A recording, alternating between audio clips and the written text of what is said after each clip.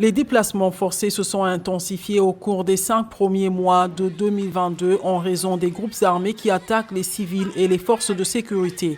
L'agence onusienne OCHA a recensé 136 incidents de sécurité de janvier à avril de cette année, contre 93 au cours de la même période l'an dernier.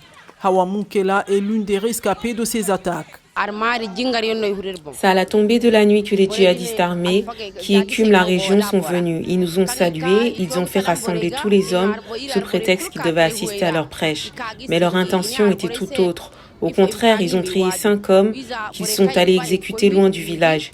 Puis ils sont revenus en brandissant leurs armes pour nous sommer de quitter les lieux sous peine de nous tuer tous. Alors nous avons fui en laissant tout derrière nous.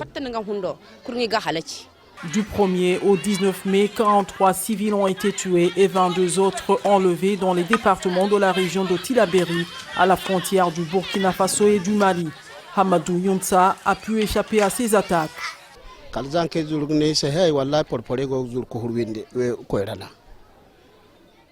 Nous étions en train de nous reposer quand les enfants nous ont alertés de l'arrivée d'un cortège de motos dans le village.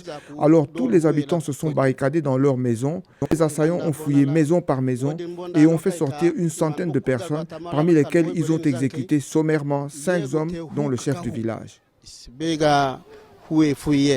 Depuis le début du mois d'avril de cette année, plus de 34 700 personnes vivant à Tillabéri, soit plus de 5 000 ménages, ont été contraintes de se déplacer. Vous voyez cette femme, ils ont tué son mari, ils ont tué le frère de son mari.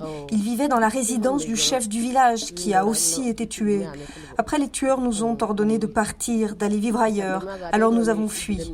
Certains d'entre nous ont juste pris une bouilloire pour faire des réserves d'eau, mais d'autres sont partis sans rien emporter.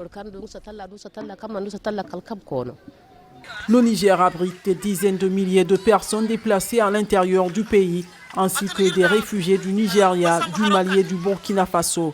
Le pays souffre également d'une grave crise alimentaire causée par la sécheresse et les violences djihadistes qui ont empêché les agriculteurs de travailler leurs terres.